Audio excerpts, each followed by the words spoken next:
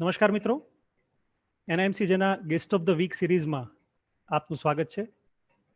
Sorry, मैं अपनी बात हिंदी में शुरू करूंगा क्योंकि हमारे बहुत सारे दर्शक भी हिंदी भाषा समझते हैं, तो हिंदी में हम शुरू करेंगे। एनआईएमसीजे के इस हफ्ते के guest of the week series में आप सभी का स्वागत है। हम हर हफ्ते अलग अलग फील्ड से गेस्ट को यहाँ पर कनेक्ट करते हैं और मीडिया के रिलेटेड हम संवाद करते हैं। तो आज हमारे साथ ये सीरीज में changes and challenges before media उस विषय पर बात करने के लिए हमारे 3 एल्यूमनाई जो आज मीडिया फील्ड में अपना बहुत अच्छा नाम बनाकर बहुत बेहतरीन तरीके से काम कर रहे हैं, ऐसे 3 एल्यूमनाई हमारे साथ जुड़ने जा रहे हैं। और सबसे पहले मैं परिचय करवाना चाहूँगा हरमेश सुखड़िया का। हरमेश हमारे बैच 4 के विद्यार्थी रहे हैं और उन्होंने जर्नलिज्म की शुरुआत करते वक्त सबसे पहले तो बीकॉम किया। बीकॉम के बाद जब जर्नलिज्म में आए तो संदेश न्यूज़पेपर से उन्होंने इंटर्नशिप किया और इंटर्नशिप के बाद वहीं पर उन्होंने जॉब काम शुरू किया। अच्छा, उसके बाद हरमेश को सबसे पहले तो छोटी मोटी प्रेस नोट और अवसान समाचार उस तरह का काम मिल रहा था। बाद में हरमेश को क्राइम बीट में सबसे ज़्यादा इंटरेस्ट था, तो क्राइम बीट में काम करना शुरू किया और लगातार इतने सालों उन्होंने क्राइम बीट में काम किया। संदेश न्यूज़पेपर में काम करने के बाद धीरे धीरे जब इलेक्ट्रॉनिक मीडिया का युग गुजरात में उदय पर था, तब उन्होंने एबीपी अस्मिता में क्राइम रिपोर्टर के तौर पर ज्वाइन किया और लगातार 2 साल एबीपी अस्मिता में काम किया। उसके बाद 2 साल जी गुजराती के साथ भी जुड़कर आपने काम किया और पिछले कुछ समय से आप न्यूज़ 18 गुजरात न्यूज़ चैनल के साथ जुड़कर क्राइम बीट के साथ अन्य भी बीट्स संभाल रहे हैं। हमारे दूसरे गेस्ट जो हमारे साथ जुड़े हैं, देवांशी जोशी। देवांशी जोशी एक प्रसिद्ध चेहरा है पूरे गुजरात में, क्योंकि हर रोज प्राइम टाइम पर संदेश में आप संदेश न्यूज पर देवांशी को देखते हैं। न सिर्फ देखते हैं लेकिन उनकी तीखी डिबेट हमेशा हम सुनते हैं। तो देवांशी हमारे बैच 8 के विद्यार्थी रहे हैं और देवांशी ने अपना काम शुरू किया अलग अलग न्यूज़ चैनलों के साथ। उनका काफ़ी लंबा अनुभव रहा है। संदेश न्यूज़ के साथ शुरू किया काम, सॉरी संदेश के साथ आज काम कर रहे हैं, लेकिन आपने काम शुरू किया था जी मीडिया के साथ और उसके बाद एबीपी अस्मिता का भी आपको अनुभव है और लगातार 5 साल से आप मीडिया इंडस्ट्री में काम कर रहे हैं। हमारे तीसरे गेस्ट जो हमारे साथ जुड़े हैं, जो फील्ड से जुड़े हैं, एक्चुअली हमारे 2 गेस्ट आज फील्ड में काम करते वक्त हमारे साथ जुड़ चुके हैं। हरमेश भी अभी फील्ड से काम कर रहे हैं और हिरेन रावल भी फील्ड से काम कर रहे हैं। हिरेन रावल हमारे बैच 6 के स्टूडेंट है और 2015 से उन्होंने एबीपी अस्मिता चैनल के साथ अपनी शुरुआत की। 2 साल असाइनमेंट डेस्क पर काम किया। उसके बाद 2017 से विधानसभा इलेक्शन जब आए, उस वक्त से आप संदेश न्यूज़ चैनल के साथ जुड़े हैं। आप मुख्यतः पॉलिटिकल बीट संभालते हैं, तो Vidhan Sabha election, Lok Sabha election, Rajya Sabha election, ये सारे आप कवर करते हैं। ऑलमोस्ट गुजरात पूरा कवर करते हैं। उसके बाद दक्षिण गुजरात में जब बाढ़ आई थी तो वो आपने कवर की है। 2019 में एयर स्ट्राइक कच्छ बॉर्डर पर जो अलर्ट था वो आपने कवर किया है। हाल आप गांधीनगर में राज्य सरकार की जो भी पॉलिटिकल बीट है वो संभालते हैं और बीजेपी को फॉलो करते हैं, तो बीजेपी की जो भी पॉलिटिकल बीट है वो संभालते हैं। ये मुख्य परिचय हम 3 जो हमारे साथ गेस्ट जुड़े हैं उनका है। अब संवाद शुरू करते हैं। सबसे पहले मैं देवांशी आपके पास आना चाहूँगा। आप लगातार मीडिया में इतने सालों से जुड़े हैं, काम कर रहे हैं, तो हमारा मुख्य विषय आज पूछने का या मुख्य मुद्दा जो है वो ये है कि कोविड के बाद बहुत सारी परिस्थितियां बदल गई। कोविड से पहले भी मुश्किल तो था ही मीडिया में काम करना, लेकिन कोविड के बाद बहुत परिस्थिति बदल गई। पिछले अंक में भी हमने ऐसे हमारे 3 एल्यूमनाई के साथ चर्चा की थी और वहां पर भी हमने यही बातें की थी। तो पर्सनली आपने क्या क्या मुश्किल फेस किया है, किस तरह से काम कर रहे हैं आप? हर एक दौर हमेशा चुनौतियाँ लेकर आता है और ऐसे ही कोविड का समय भी ऐसा ही था कि सामने बहुत सारी चुनौतियाँ थी। सबसे बड़ी चुनौती ये थी कि जब सब लोग घर में थे तो हमें ऑफ़िस जाना था। ना सिर्फ़ ऑफ़िस जाना था लेकिन ऑफ़िस से वापस भी आना था। उसी घर में जहाँ पर हमारे घर के लोग रहते हैं, हमारे परिवार के लोग हैं, तो उनके साथ रहना है, तो एक मानसिक तौर पर एक डर रहता है जब हम घर में वापस आते हैं कि अब क्या होगा? हमारी वज़ह से कोई और परेशान नहीं होगा। तो हमें देखना था ये सब।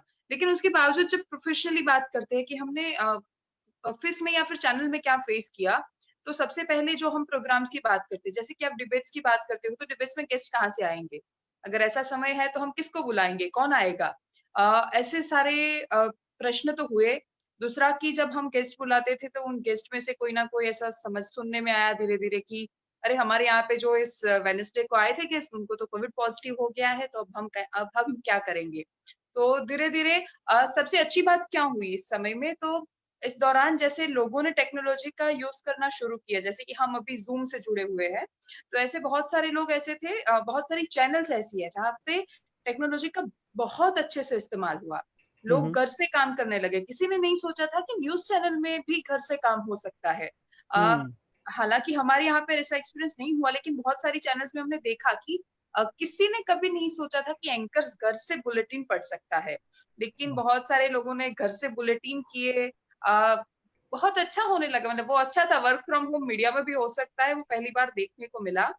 सबसे ज़्यादा परेशानियाँ या फिर चुनौतियाँ रिपोर्टर्स ने झेली है, क्योंकि ऐसे समय में वो जाते हैं बाहर, हालाँकि सबकी उतनी कद्र नहीं होती हमेशा, लेकिन फिर भी वो लोग गए, उन्होंने काम किया और वो लोग जब वापस आते थे तो भी एक अलग फ्लोर पे रहते थे या अलग डिपार्टमेंट उनके लिए था, तो सबके लिए करना है, बावजूद उनसे सबसे अलग रहना है, तो बहुत सारी चुनौतियाँ थी, लेकिन बहुत कुछ सीखने को मिला इस समय से। वाह वाह। धर्मेश, मैं आपसे पूछना चाहूंगा, क्योंकि आप फील्ड में काम करते हैं, क्राइम रिपोर्टिंग और दूसरी बीट भी संभालते हैं, तो इस दौरान फील्ड की भागादौड़ी कैसी थी? और वो सब भागादौड़ी के बीच में क्या कभी ये महसूस होता था कि मैं आज शाम घर जाऊंगा और घर कोरोना साथ में लेकर जाऊंगा, मैं तो शायद बीमार हो जाऊंगा लेकिन परिवार वाले भी बीमार हो जाएंगे, ऐसे डर के साथ कैसे आप काम करते थे?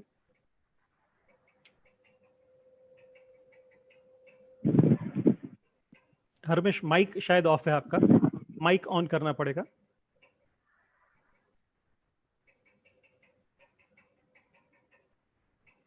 नहीं, अभी भी आपका आवाज नहीं आ रहा है। माइक वहाँ स्क्रीन पर माइक का ऑप्शन होगा, वो आप ऑन करेंगे तो हमें सुनाई देगा। हाँ जी। हेलो। हाँ जी, अब सुनाई दे रहा है। सबसे पहले तो मैं ये बताना चाहूँगा कि मेरी जो कंपनी है, उन लोगों ने बहुत ही अच्छी पॉलिसी लाए थे, क्योंकि अगर बाहर जाएँगे तो क्या-क्या होगा, वो उन लोग जो बॉस है, जो अदर जो स्टाफ है, उन लोगों ने बहुत ही अच्छी तरीके से ये सब प्लान किया था। उसके बावजूद जब हम फील्ड पे जाते थे, तो फील्ड में भी बहुत सारा टेंशन रख के हम लोग काम करते थे। जहाँ भी जाते थे तो वहाँ सब लोग इकट्ठे हो जाते थे, चाहे वो कोई राशन किट बेच रहा हो, बाँट रहा हो, या फिर ऐसे कई सारे स्टोरी एंगल थे, तो ऑफिस से बोला जाता था कि ये करना है, तो हम लोग जाते थे। डिस्टेंस रख के भी हम लोग काम करते थे, तब भी लोग जो है, लोगों को ज़्यादातर मालूम नहीं था कि डिस्टेंस कैसे रखना है। तो इस हम्म। ये सब जो परिस्थिति है, वो परिस्थिति हमने देखी थी। फिर सुबह उठ के जब हम फील्ड में जाते थे, तब यही सोच के चले जाते थे कि सामने वाला जो भी बंदा है, वो कोरोना पॉजिटिव है और हम भी कोरोना पॉजिटिव है। यही मान के हम्म। हमको चलना है, ताकि हाँ। हम खुद कोरोना पॉजिटिव है ये मान के चलेंगे, तो दूसरों के साथ बात करेंगे तब हम डिस्टेंस रख के बात करेंगे। ये हमारे माइंड में सेट हो जाएगा। हाँ। बहुत ही सारे ऑफिसर्स है, बहुत ही सारे हमारे ऑफिस के कलीग है, इन लोगों ने भी ये सलाह दी थी कि आप कोरोना पॉजिटिव हो यही मान के आपको काम करना है, ताकि आप जब भी कहीं पे भी जाओ तो आपको कोई अदर कोई प्रॉब्लम ना हो। हम्म। बात की जाए घर की, तो अभी तो ड्यूटी अवर्स भी अभी बहुत ज्यादा है। सभी हम्म। कंपनियों में शायद ऐसा ही है कि ड्यूटी अवर्स अभी बढ़ा दिए गए हैं। तो जब भी घर जाते थे तो सबसे पहले फैमिली मेंबर्स की बहुत चिंता होती थी। हम्म। मेरे फैमिली में बच्ची भी है और एजेड पर्सन भी है, तो जो कोरोना वायरस है वो काफी सारे ऐसे केसेस भी है जो छोटे बच्चे को भी पॉजिटिव हुए हैं, तो इसीलिए मैं ये ध्यान रखता था कि जब भी मैं घर जाऊं तो पिछले दरवाजे से मैं घर जाता था। अंदर हम्म। एंटर होके फिर मैं सीधा मैं बाथरूम में जाता था, फिर नहा धो के मैं बाहर आता था, फिर भी मैं सैनिटाइजर यूज करता था, बाद में मैं सबके साथ बैठता था। ये सब हम्म। बहुत सारी चीजें हैं जो ध्यान रखता था। हम्म। और फील्ड में जब हमारे अदर जो कलीग है उनको भी जब मिलते थे, या फिर टिफिन खाने का जब टाइम होता है तब भी मिलते थे, तो तब भी हम लोग डिस्टेंस रख के बैठते थे। यानी कि वाह। जब स्टोरी में होते हैं तब भी बहुत ही सारे ऐसी चैलेंजेस हमने फेस की है। अब भी चैलेंजेस फेस करे, भले ही लॉकडाउन खुल गया हो, 70% शायद खुला है, तो हम्म। अभी हम लोग ये सब ध्यान रखते हैं, और पूरी तरीके से हम लोग जो स्टोरी होती है वो कवर करते हैं। कहीं पे भी ऐसा लगता है कि यहाँ जोखिम है, तो दूर से हम लोग करते हैं, अपनी तरीके से हम लोग मैनेज करते हैं। वाह, बहुत बढ़िया। हिरेन, मैं आपके पास आना चाहूंगा और आपसे पूछना चाहूंगा कि कोविड की सिचुएशन में आप तो अहमदाबाद गांधीनगर के बीच में एक लगातार भाग दौड़ करते रहते हैं, कभी अहमदाबाद कभी गांधीनगर, और इस दौर में आप कैसे काम करते हैं? आपका घर भी अहमदाबाद में नहीं है, फैमिली कहीं दूर है, तो फैमिली में भी टेंशन रहता होगा कि हिरेन अहमदाबाद में, जहाँ पर गुजरात के सबसे ज्यादा केसेस है, वहां पर हिरेन काम कर रहे हैं। तो इस बीच में आप कैसे काम करते थे? क्या अनुभव है आपके? आपका आपका माइक भी ऑफ है। हाँ 2.5 जी। महीने से ज्यादा समय के बाद लास्ट सैटरडे संडे घर गया था, तब तक अकेला। जब से लॉकडाउन शुरू हुआ तब से अकेला अहमदाबाद में ही था। अच्छा। कोरोना का बॉम्ब कहा जाता है अहमदाबाद, वहां पे रहना है। जहाँ कुछ नहीं था वहां आना था गांधीनगर। अच्छा। गांधीनगर में भी शुरू हुआ, गांधीनगर हाँ। में भी शुरू हुआ, तो हर रोज वही, जैसे बाकी जो मेरे साथी है उनको भी उतना ही स्थिति थी, वैसे ही मेरी थी, क्योंकि मुझे तो ट्रैवलिंग कंपलसरी करना था। अब गांधीनगर कंटेनमेंट जोन में जाना होता है, और सबसे ज्यादा यहाँ पे जो गवर्नमेंट के साथ डील करनी होती है, ऑफिस बंद होती थी। हाँ। ऑफिस बंद होने के बावजूद आपको इंफॉर्मेशन निकालनी है, न्यूज चलाना है, और वो कंफर्म न्यूज चलाने हैं, क्योंकि गलत इंफॉर्मेशन नहीं जा सके, वो सबसे पहली प्रायोरिटी थी। ये हाँ। परिस्थिति है, क्योंकि लोगों के मन में पैनिक ज्यादा फैलता था। मेरे कई सारे अनुभव है, जैसे कि ट्वीट कभी कभी करते हैं तो 1 या 2 फिगर ऊपर नीचे हो जाती है पॉजिटिव केस की या डेथ की, तो तुरंत पर्सनल में मैसेज आते हैं या ट्विटर में लोग टूट पड़ते हैं, इसमें तो इतने ही दिखा रहे हैं, आप इतने क्यों दिखा रहे हो। ये बहुत सारी दिक्कतें रहती थी। फिर बाहर निकलने के बाद भी जो लोग अपने साथ नॉर्मल डेज में जो रहते थे, हिल मिल के रहते थे, वो भी अपने से दूर भागते थे। 3 बार पॉजिटिव पर्सन के कांटेक्ट में आकर रह चुका हूँ, फिर भी फील्ड में स्टेबल हूँ। 12 दिन तो मैं क्वारंटाइन हुआ था, सेल्फ क्वारंटाइन। जब ये इमरान खेड़ा वाला इशू हुआ, हाँ। हुई थी, और फिर हम भी वहां ही थे, तो फिर वो करना पड़ा। लेकिन उस टाइम भी ऑन ड्यूटी ही रहते थे। वैसे छुट्टी थी कि आपको क्वारंटाइन रहना है, लेकिन मोबाइल तो कंपलसरी चालू ही रहता था। इंफॉर्मेशन होती है क्या क्या, क्योंकि गांधीनगर है तो सेंट्रली पूरा हैंडल वहां से रहता है। हाँ। पूरे स्टेट में क्या होता है, कैसे होता है, कुछ नया डिसीजन लिया जाता है। गृह मंत्रालय के साथ लगातार कांटेक्ट में रहना पड़ता है, क्योंकि नए नए कुछ नोटिफिकेशन आते हैं, कुछ शिक्षा दी जाती है, तो क्या है कैसे होता है, तो मजा आता है। लेकिन ये काम एक सीखने को मिला। और ये जो स्थिति थी, जब पूरा देश, पूरा समाज घर में बैठा था, वो घर में बैठे लोगों के लिए हम बाहर थे, तो मजा आता था। वाह। अच्छा हरमेश, मैं आपके पास आना चाहूँगा और आपसे ये पूछना चाहूँगा कि क्राइम रिपोर्टर ये शब्द जब हमें सुनाई पड़ता है तो हमारे दिमाग में ऐसे बहुत काल्पनिक ख्याल आना शुरू हो जाते हैं कि क्राइम रिपोर्टर का जॉब बहुत फैसिनेटिंग होता होगा, ऐसे बाइक से किसी को चेज करते होंगे और रिपोर्टिंग करते होंगे। वास्तव में आप कैसे काम करते हैं? क्राइम रिपोर्टिंग क्या है? क्योंकि बहुत सारे बच्चों को भी ये सवाल रहता है, या फिर एक ये जो स्टेटस है क्राइम रिपोर्टर का, क्राइम रिपोर्टर, वो एक टैग जो लगता है, वो टैग लगने से भी एक बहुत खुशी अंदर महसूस होती है बच्चों को। तो कई बच्चे हमारे पास ऐसे भी आते हैं जो पहले सेमेस्टर में पढ़ाई शुरू करने से पहले तय करके बैठे होते हैं कि हमें क्राइम रिपोर्टर ही बनना है, और उनको क्राइम रिपोर्टिंग के बारे में कुछ पता नहीं होता है, लेकिन हाँ उनको बनना होता है क्राइम रिपोर्टर। ये क्राइम रिपोर्टिंग क्या चीज़ है और किस तरह से आप चीज़ों को हैंडल करते हैं? क्या होता है ये? बिल्कुल, शायद मैं भी जब जर्नलिज्म कर रहा था तब मेरा ऐसा कोई सब्जेक्ट या फिर ऐसा कोई रस का विषय नहीं था कि मैं क्राइम रिपोर्टिंग करूं।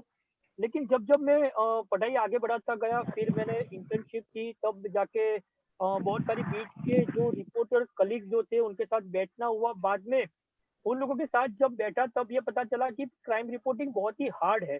लोग ऐसा सोचते हैं कि कोई भी ऑफिसर को फोन करो तो इंफॉर्मेशन मिल जाती है, सही इंफॉर्मेशन उन्हीं के पास से मिल जाती है, लेकिन ऐसा बिल्कुल भी नहीं है। काफी सारे ऐसे भी ऑफिसर्स या सोर्स होते हैं जिनके पास गलत इंफॉर्मेशन होती है। गलत इंफॉर्मेशन वो लोग देते भी है कोई भी न्यूज प्लांट करवाने के लिए। ऐसा भी कई बार हुआ है। क्राइम रिपोर्टिंग इतना इजी नहीं है जितना लोग सोचते हैं। जब शुरुआत होती है तब शुरुआत में ऐसा लगता है कि इसमें क्या है, पुलिस स्टेशन जाना है, ऑफिसर को मिलना है, सबके साथ बैठना है, चाय पी के जो भी न्यूज है वो मिल जाते हैं। ऐसा नहीं है। ये जो बात है कि किसी भी ऑफिसर के साथ बैठते हैं और न्यूज मिल जाते तो वो बहुत ही सारे वर्क एक्सपीरियंस के बाद ये सब पॉसिबल होता है। वो भी पूरे समय में ऐसा नहीं होता है, लेकिन ज्यादातर ऐसा नहीं होता है। अब भी हमको फील्ड में जाना पड़ता है। कोई भी ऐसी मैटर होती है तो भी हमको जो भी इंफॉर्मेशन है वो इंफॉर्मेशन अभी भी नहीं मिलती है। कई बार ऐसा हुआ है, जो बड़ी बड़ी घटना होती है तो उसमें कोई भी हाई प्रोफाइल केस होता है तो उसमें भी हमको ऑफिसर के साथ साथ हमारे खुद के जो सोर्स होते हैं उनके साथ मिलके बैठ के ऑफिस आवर्स के बाद उनको मिलके ये सब इंफॉर्मेशन निकालनी पड़ती है। ये बहुत ही इम्पॉसिबल वर्क है, क्योंकि बहुत ही सख्त ये वर्क है कि घर के मेंबर को जब टाइम देना होता है तब हम लोग अपने सोर्स को मिलने चले जाते हैं।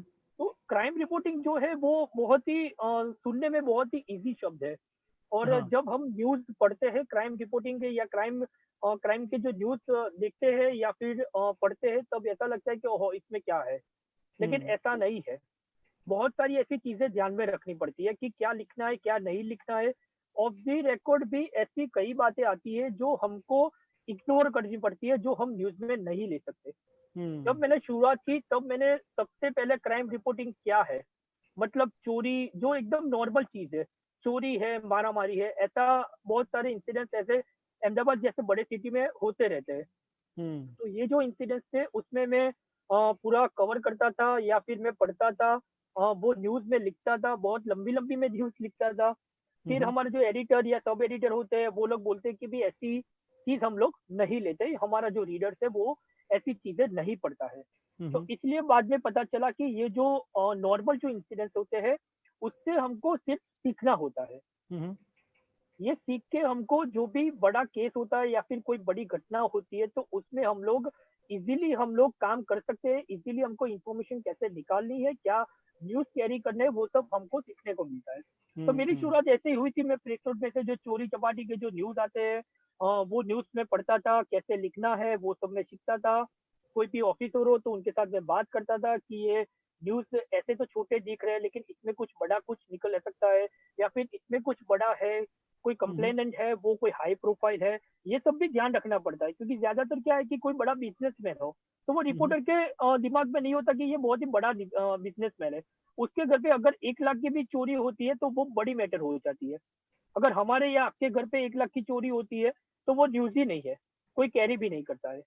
यानी ऐसे बहुत सारे पॉइंट्स है कि जो ध्यान में रखने पड़ते हैं, ताकि आपके जो स्टूडेंट्स हैं उनको भी मैं बताना चाहूंगा कि आपको ऐसा लगता है कि क्राइम रिपोर्टिंग तो ये बहुत ही हार्ड है, जैसे पॉलिटिकल रिपोर्टिंग हार्ड है वैसे ही क्राइम रिपोर्टिंग बहुत ही हार्ड है। और उसमें मिनिमम 3 या 4 साल तक पढ़ाई तक, जैसे पढ़ाई करते हैं वैसे ही सीखना होता है कि क्राइम रिपोर्टिंग क्या है, अहमदाबाद में कितनी एजेंसी है, कितने पुलिस स्टेशन है, पुलिस स्टेशन कैसे वर्क करते हैं, पुलिस स्टेशन कैसे वर्क नहीं करते हैं, उन लोगों के अंदर अंदर क्या चलता है, वो सब जो पॉइंट्स है वो भी हमको जानने होते हैं। इतने समय में 3-4 साल लग जाते हैं, बाद में ये पता चलता है कि नहीं ये अभी क्राइम बीट है और इसमें ऐसी ऐसी स्टोरियां निकलती है। वाह वाह। देवांशी, मैं आपके पास आना चाहूँगा।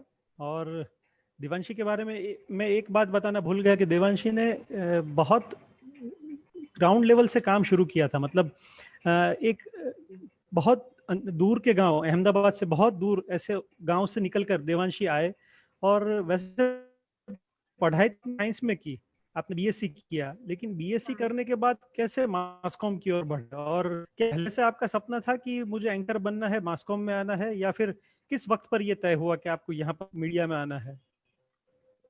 बचपन से ही मैं बुक्स के साथ जुड़ी हुई हूँ। मुझे पढ़ना अच्छा लगता है, गुजराती साहित्य अच्छा लगता है, हिंदी साहित्य भी, साहित्य अच्छा लगता है, लिटरेचर जब हम पढ़ते हैं।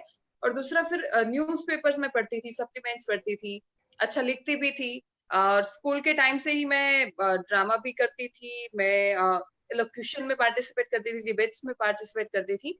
पर जब बहुत बड़ी हुई तब तक मुझे पता ही नहीं था कि ऐसा मास कम्युनिकेशन जैसा कोई एक फील्ड होता है या फिर जर्नलिज्म जैसा कुछ होता है। जब एंकर्स को देखती थी तो नहीं पता था कि ये लोग क्या पढ़ के जाते, उतना पता था कि ये लोग बड़े शहरों में रहते, बड़े बड़े लोग होते हैं, और ऐसा कैसे बनते वो नहीं पता था मुझे। फिर जब पढ़ने के लिए बाहर गई तो अचानक से एक दिन मैंने पढ़ा कि ऐसा मास कम्युनिकेशन जर्नलिज्म जैसा भी कुछ होता है। तो उसमें क्वालिटीज पढ़ रही थी तो मुझे लगा अरे ये सब तो मुझे आता है, मतलब मैं कर सकती हूँ शायद। तो फिर आ गई अहमदाबाद आई थी और एनएमसीजे में ही आई थी। तो मैं और मेरे कजिन आए थे हम लोग देखने के लिए कॉलेज। फिर देखा, फिर सोचा कि अरे यार ये तो बहुत अलग दुनिया है, ऐसा तो हमने कभी देखा नहीं, कभी किया भी नहीं, कैसे करेंगे। फिर सोचा कि कर लेंगे। हम जब सोचते हैं ना कि ये मेरे से नहीं होगा या फिर कोई बोलता है कि आपसे नहीं होगा, तब हमें एक जुनून आ जाता है कि क्यों नहीं हो सकता, क्या मैं गांव में से आती हूँ तो क्या मैं नहीं कर सकती, मैं कर सकती हूँ और मैं कर लूंगी। ऐसा सोचा और फिर आगे बीएससी जब मैंने की, एक्चुअली मेरे 10th में अच्छे परसेंटेज थे तो फिर साइंस ले लिया, फिर बीएससी कर लिया। ऐसा था कि लोग बोलते हैं ना कि अरे इसके तो 89 परसेंटेज है तो इसको साइंस लेना चाहिए, इसके 90 है तो इसको ये करना चाहिए। तो ऐसे चक्करों में ले लिया था साइंस। ऐसा नहीं था कि मुझे साइंस से कुछ प्यार था ज्यादा।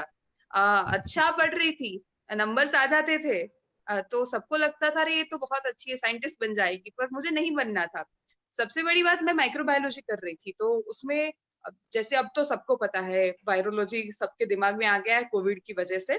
तो बैक्टीरिया और वायरस जब हम लेबोरेटरी में डील करते हैं तो वहां पे बोलना नहीं होता, वहां पर चुप रहना होता है। जो मेरे लिए सबसे बड़ा डिफिकल्ट काम था कि यार ये नहीं हो सकता, इतने घंटों के लिए कोई चुप कैसे रहे, बोलना तो पड़ेगा हमें। जब हम बोलते हैं तो हमारे मुंह से बैक्टीरियाज निकलते हैं, तो ये बैक्टीरिया से अगर हम काम करते हैं लेबोरेटरी में तो हम ज्यादा बोल नहीं सकते, मास्क लगाना पड़ता है, ये सब करना पड़ता है। वैसे जो कुछ नहीं करना था और उसके लिए छोड़ दिया था माइक्रोबायोलॉजी, आज वही सब हम कर रहे हैं मास्क लगाना से लेकर चुप रहना वगैरह। लेकिन ऐसा सोच के फिर आई थी, एंकर बनना ऐसा सपना नहीं था मेरा, ना ही कभी रहा था ऐसा। पर हाँ, मुझे जर्नलिस्ट बनना था, मुझे पत्रकार बनना था। और शायद मैं थोड़ा बहुत उस चीज से सेटिस्फाई हूँ कि एंकर तो एक पार्ट है उसका, कि आप या रिपोर्टिंग करो, आप एंकरिंग करो, आप लिखो, आप कुछ भी करो, लेकिन आप पत्रकारिता करनी चाहिए। और जर्नलिज्म बहुत मैटर करता है। आपको एंकर सिर्फ इसलिए बनना है कि एंकर स्क्रीन पे आता है, उसको लोग देखते हैं या फिर फॉलो करते हैं, तो उसका कोई मतलब नहीं रहता। आप कुछ समय के लिए करोगे, फिर उसके बाद वो आपकी रूटीन जॉब बन जाएगी कि आप जाते हो, एक बुलेटिन पढ़कर वापस आ जाते हो, आपका कोई वजूद नहीं रहता उस वक्त अगर आप जर्नलिज्म नहीं करते। आपकी पत्रकारिता पर आपको भरोसा होना चाहिए और आपकी पत्रकारिता के सिद्धांत आपके दिमाग में बहुत क्लियर होने चाहिए कि मैं क्या करने वाली हूँ या मैं क्या करना चाहती हूँ। तो अच्छे से थोड़ा बहुत पढ़ा और पढ़ती गई तो वो क्लियर होता गया। अभी भी जब पढ़ती हूँ तो जब जैसे 3 साल पहले मैं जो सोच रही थी जर्नलिज्म, आज मैं नहीं सोचती जर्नलिज्म नहीं है। 3 साल बाद कुछ और सोच रही। इंसान हर वक्त बदलता रहता है अपनी सोच, लेकिन सोच एक कुछ किसी आधार पर बनी हुई चाहिए, और वो आधार हमारा बुक्स ही होते हैं। हम जितना पढ़ते हैं, जितना जानते हैं, जितना देखते हैं, उतने अच्छे तरीके से हमारे विचार हम बनाते हैं। और पढ़ना चाहिए तो सभी तरीके का साहित्य पढ़ना चाहिए। जैसे कि कश्मीर के बारे में अगर मैं समझना चाहती हूँ तो मुझे आरएसएस की पुस्तक भी पढ़नी चाहिए, मुझे लेफ्ट लोग क्या कहते हैं, लेफ्टिस्ट, वो भी जानना चाहिए, किसी कश्मीरी ने लिखा है तो वो भी पढ़ना चाहिए, और पूरे हमारे जो गवर्नमेंट की बुक्स होती है वो भी पढ़नी चाहिए, हमारा कॉन्स्टिट्यूशन तो पढ़ना ही चाहिए। तो ये सब पढ़ूंगी तो एक दिमाग में, मेरे दिमाग में एक आएगा कि कश्मीर है क्या। किसी एक विचार पर आधारित कभी जर्नलिज्म नहीं हो सकता, ना वो जर्नलिस्ट होता है। इसलिए एंकर बनना सपना नहीं था, जर्नलिस्ट बनना था, तो थोड़ा थोड़ा वो पूरा कर रही हूँ अभी। वाह वाह। तो आज भी दिन में कितना घंटा पढ़ने के पीछे आप लगाते हैं, कितने घंटे पढ़ते हैं? ऐसे बहुत सारे नहीं होते, लेकिन मैं पढ़ती हूँ, हर रोज पढ़ती हूँ, वो जरूरी है। अच्छा, वाह दूसरा कि जैसे एक वीक में एक बुक खत्म कर देती हूँ। वाह, बहुत बढ़िया, बहुत बढ़िया। हिरेन, मैं आपके पास आना चाहूँगा, आपको ये पूछना चाहूँगा, एक आपका जर्नी कैसे शुरू हुआ वो तो डेफिनेटली बात करनी ही करनी है, लेकिन कई सारे सवाल ये भी होते हैं कि पॉलिटिकल बीट जब कोई कवर करता है, स्पेशली गांधीनगर में जाना, वहाँ से इंफॉर्मेशन निकलवाना, वो कैसे करते हैं, सोर्सेज कैसे क्रिएट करते हैं, ये सबसे बड़ा सवाल है, सोर्स कैसे बनाए जाते हैं? चाय पीना होता है। और हमारे जैसे लोगों को दिक्कत अगर ये होती है कि हम चाय ही नहीं पीते हैं। तो ये लोग पानी पिलाते हैं, उसमें कोई दिक्कत नहीं। 2015 में जब कॉलेज खत्म हुई, मैं बीकॉम मैंने गांधीनगर किया, तो गांधीनगर बैठे थे तो देवांशी के जैसा ही हुआ, बैठे बैठे सोच रहे थे कि क्या करना। फिर पता चला कि ऐसे मास कम्युनिकेशन एंड जर्नलिज्म होता है। फिर एडमिशन हुआ, पढ़ाई खत्म हुई, लास्ट वाइवा था, उसी दिन मेरे हाथ में जॉब ऑफर लेटर था कि आपको जॉब मिल गई है। 2015 अगस्त से एडीपी में स्टार्टिंग हुआ। 2 साल तक मैंने वहाँ असाइनमेंट में काम किया, यानी कि कोऑर्डिनेशन जो होता है। हरमेश जी मेरे साथ वहाँ रिपोर्टर थे टाइम में। मैं ऑफिस में बैठता था, वो बाहर घूमते थे। तो मजा आता था कि साला बाहर घूमना होता है, ऑफिस में बैठ के क्या करे 4 दीवार के अंदर। तो तब से था कि चलो बाहर निकलेंगे। फिर 2017 चुनाव आया, पहले से ही पॉलिटिकल इंटरेस्ट था ही। 2017 के चुनाव में मैंने शुरू किया, संदेश में आया मैं नवंबर में शायद। उसी दिन से घूमना शुरू हुआ था। 1 महीने के अंदर पूरा गुजरात मैंने घूम लिया था। 2017 विधानसभा चुनाव, ज्यादातर उस टाइम भी राहुल गांधी की रैलियां, पीएम मोदी की रैलियां वो कवर करना रहता था। यानी कि पूरे दिन भाग दौड़ रात को 2-3 बजे आओ, सुबह में 5-6 बजे फिर चले जाओ, तो रहता था। फिर धीरे वो सब नॉर्मल हो गया। फिर गांधीनगर की जिम्मेदारी आई, और साथ में जो बीट बोलते हैं वो पार्टी यानी कि बीजेपी और गवर्नमेंट दोनों की जिम्मेदारी दी गई। अब जो बात आती है कि इंफॉर्मेशन निकालना या न्यूज ब्रेक करना, हरमेश ने जो पहले बताया कि सुपारी दी जाती है, किसी को खत्म करने के लिए कोई कहाँ से क्या न्यूज देता है, वैसे ही सिर्फ बातें करता है कि इसने तो ऐसा कहा था, वहां तो ऐसा हुआ। तो ये नहीं करना होता है। जैसे कि थोड़े महीनों पहले कैबिनेट मीटिंग के अंदर जो गड़बड़ी हुई, जो बवाल हुई मिनिस्टरों के अंदर, वो एक बात बाहर आई कि ये मिनिस्टर ने इसके साथ झगड़ा किया, इसने इसके साथ झगड़ा किया, तो वो तुरंत ब्रेक नहीं कर सकते, वो कंफर्म करना होता है। 2 दिन तक वो कंफर्मेशन चला, फिर तीसरे दिन पता चला कि वाकई में अंदर ऐसा हुआ। वैसे ही चलाने से गड़बड़ी होती है, बहुत बार डांट भी सुननी पड़ती है। देवांशी को पता है कैसे कैसे गड़बड़ियां होती है, हड़बड़ाहटी हो जाती है। तो जैसे कि ये ऊंजा वाला चल रहा था, और उसी टाइम शायद मुझे नहीं पता था क्या चल रहा है। वो नेट बंद करने के लिए, इंटरनेट गुजरात में बंद करने के लिए एक एडीजीपी को सिर्फ जिम्मेदारी दी गई थी। किसी ने अंदर नहीं पढ़ा कि वो क्या है, और न्यूज चैनल में चला दिया कि गुजरात में इंटरनेट बैन हो गया। तो ऐसी गड़बड़ी होती है, फिर तुरंत पता चलता है कि ऐसा है, तो नहीं करना चाहते। बातें करने से, लोगों से मिलने से सबसे ज्यादा न्यूज मिलते हैं। मैं जब इन लोगों के ओरिएंटेशन में आया था तभी वही बात हुई थी कि लोगों से मिलो, उनके साथ बैठो। सिर्फ मिनिस्टर को मिलना या किसी की जिम्मेदारी है उसको मिलना जरूरी नहीं है। कभी कभार आप मिनिस्टर के कमांडो के साथ बैठो, उनके प्यून के साथ बैठो, ऑफिस स्टाफ के साथ बैठो। वो लिस्ट वाला जो होता है उसके साथ बैठने से, उसको मिलने से भी कई बार न्यूज मिल जाते हैं। मीटिंग चल रही होती है तो सिर्फ गाड़ी जो पड़ी हुई है मिनिस्टर की, कौन सा गाड़ी नंबर पड़ा है उसके हिसाब से पता चलता है कि इस मीटिंग ऐसी चल रही है, उसमें ऐसा होता है।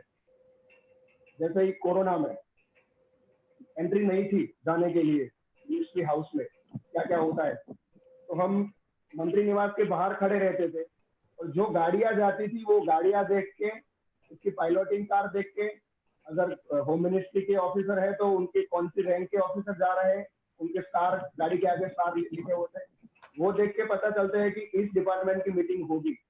डिपार्टमेंट की मीटिंग होती है तो एज्यूम करना होता है कि क्या हो सकता है, तो उसके हिसाब से कभी कभार न्यूज चला देते हैं। जैसे कि अभी राज्यसभा का इलेक्शन पोस्टपोन हुआ था, 19 तारीख को फिर से डिक्लेयर हो गया।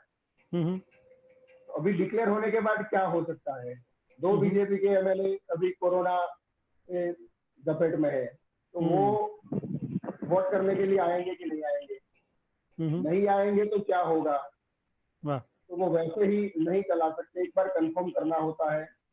उसके जो रूल्स है इलेक्शन के, वो भी जानना पड़ता है। कभी कभार बिना जाने भी न्यूज चल जाते हैं कई जगह पे, तो उसका फिर क्लैरिफिकेशन करना पड़ता है। जैसे कि बाहर सामान्य प्रवाह यानी कि कॉमर्स आर्ट्स का रिजल्ट एक फर्जी लेटर वायरल हो गया, तो चला दिया लोगों ने।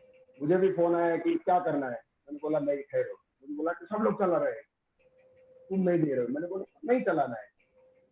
फिर ऑफिशियल कंफर्मेशन आया कि वो वायरल है, वो वायरल लेटर है, ऐसा कुछ हमने डिक्लेयर नहीं किया है। तो कभी कभार अपने पे भी कॉन्फिडेंस होना चाहिए कि नहीं, मैंने बोला है तो ठीक है, सब जगह पे चल रहा है, वायरल है तो सही होगा, ऐसा नहीं होना है। कभी कभार गलत भी होते हैं, लेकिन अपने में क्लैरिफिकेशन होनी चाहिए कि मैं जो बोल रहा हूँ या मेरे पास इंफॉर्मेशन है वो सही है। सही है, वो पता होना चाहिए। एक बार हो जाएगा तो कोई दिक्कत नहीं आती है, आप हाँ, जंग जीत जाते हैं। लेकिन वाह खुद को क्लैरिफिकेशन देना चाहिए, खुद श्योर होने चाहिए कि नहीं ये सही है। वाह वाह। रमेश, मैं आपसे पूछना ये चाहूंगा कि जब आपने काम शुरू किया तो आपने बताया था कि आपने छोटे मोटे काम से शुरुआत की थी, डेली रूटीन वाली प्रेस नोट लिखना या फिर अवसान नोंद लिखना। तो कई सारे बच्चे ऐसे होते हैं जो पहले से तय करके आते हैं मुझे स्पोर्ट्स रिपोर्टर ही बनना है, उसके अलावा कुछ काम नहीं करूंगा, या फिर मैं पॉलिटिकल रिपोर्टर ही बनूंगा, गांधीनगर जाऊंगा, पॉलिटिक्स के ऊपर ही काम करूंगा, बाकी कुछ नहीं करूंगा। क्या न्यूज चैनल या न्यूज़पेपर इस तरह की सहूलियत देते हैं? क्या आप तय करके जाओ और चैनल हेड को बोलो कि नहीं मुझे तो इसी बीट में काम करना है, तो क्या उस तरह से होता है? और इस तरह से अगर नहीं होता है तो कैसे आपने अपनी जगह बनाई, कैसे काम शुरू किया? बिल्कुल, सबसे पहले तो हम जो भी सोच के जाते हैं वो बीट में हमको काम नहीं ही मिलता। ये मैंने बहुत सारे केसेस में ऐसा देखा है कि फॉर एग्जांपल मेरे को एजुकेशन बीट कर दी है, लेकिन एजुकेशन बीट वाला जो रिपोर्टर होता है तो वो बाद में क्या करेगा? अगर मैं उस बीट में मैं करूंगा तो ये बीट में जो रिपोर्टर है वो क्या करेगा? यानी हम जब सोच के जाते हैं कि मेरे को यही बीट में काम करना है तो डेफिनेटली वो बीट में 99% काम नहीं ही मिलता है। ये हिरेन भी है, हिरेन को भी उसका एक्सपीरियंस है कि उसको पॉलिटिकल रिपोर्टिंग करना था, लेकिन उस बेचारे ने 2 साल डेस्क पे काम किया, सब कुछ देखा, बाद में उसको जब चांस मिला तब जाके उसको पॉलिटिकल रिपोर्टिंग मिला। तो ये बहुत ही बड़ा एग्जाम्पल हमारे सामने ही है।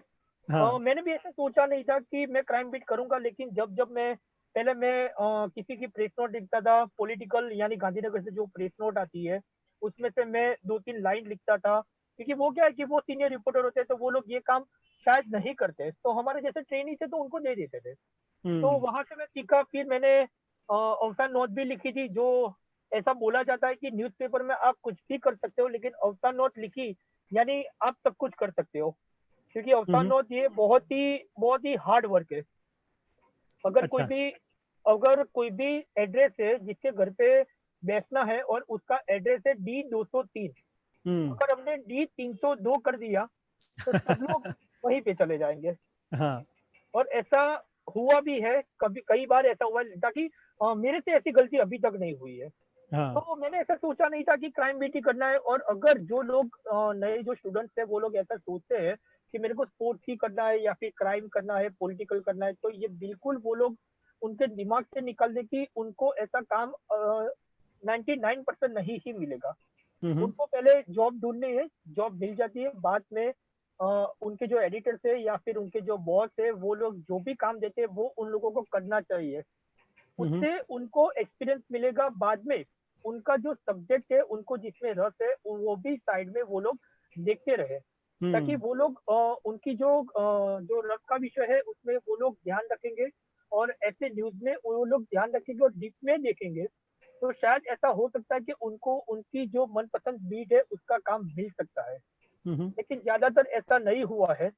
तो सबको ऐसा रखना चाहिए कि जो भी काम मिलेगा, जो भी बीट में काम मिलेगा, वो काम वो लोग करेंगे, ताकि अभी का जो सीनियर चल रहा है वो उसमें कोई बीट जैसा कुछ नहीं है।